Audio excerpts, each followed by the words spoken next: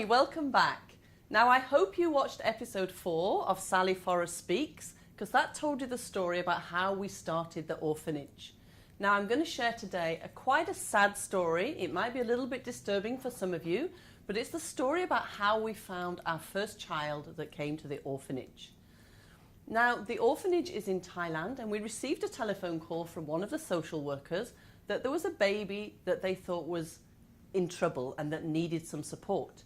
So the three of us, we jumped into the back of our pickup truck and we went down all the winding roads, and we got to this very tiny village in Thailand and jumped out, and the house was made of corrugated iron. So it was just iron all the way around, and there were no windows, so it was very hot and very dark. So I jumped out all enthusiastic and ran into the house, and when I first walked into the house, the first thing I realized was the floor was made of mud. So it wasn't a normal floor like you and I would be used to. It was a floor made of mud. So my feet were sort of going into the mud. And it was very dark, and I couldn't really get my bearings because I was in this hot corrugated iron house and I couldn't really see very much. But then in the corner, I just looked over and I saw something was moving. So of course your first reaction is maybe it's something scary like an animal or a rat or something like this. So I looked into the corner and my eyes started to get used to the dark, and I could see that what was in the corner was a baby. So I went over and I picked up this baby, and as I held the baby in my hands, I could feel that the skin of the baby was moving. So I thought, what on earth is going on here? So I spoke to the young mother. She was only 15 or 16.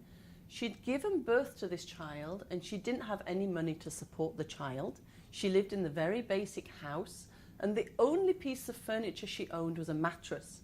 And she put the mattress on the floor. And when she went to work during the day, she put the baby on the mattress and she taped the baby so he wouldn't escape from the shack.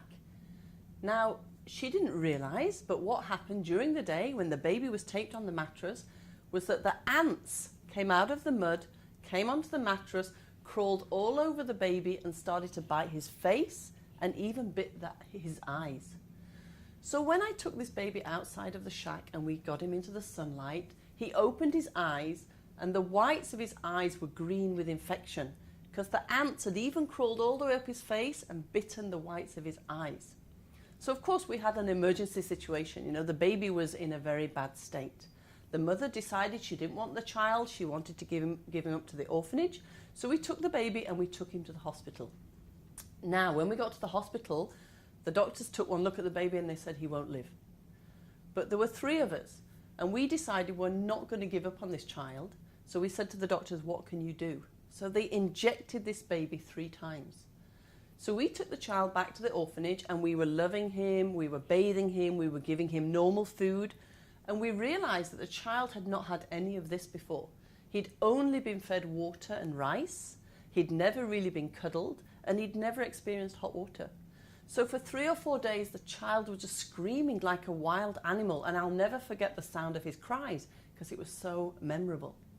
But then on the 5th day, a miracle started to happen, and we could see that the child calmed down, and eventually the whites of his eyes came back, and that's when we knew that this baby was going to live. Now stay tuned for the next episode, because I'm going to reveal another beautiful story about this child. But as I always say, have the courage to follow your heart, because if I had not done that, then who knows, this baby would not have lived. Thank you. Bye.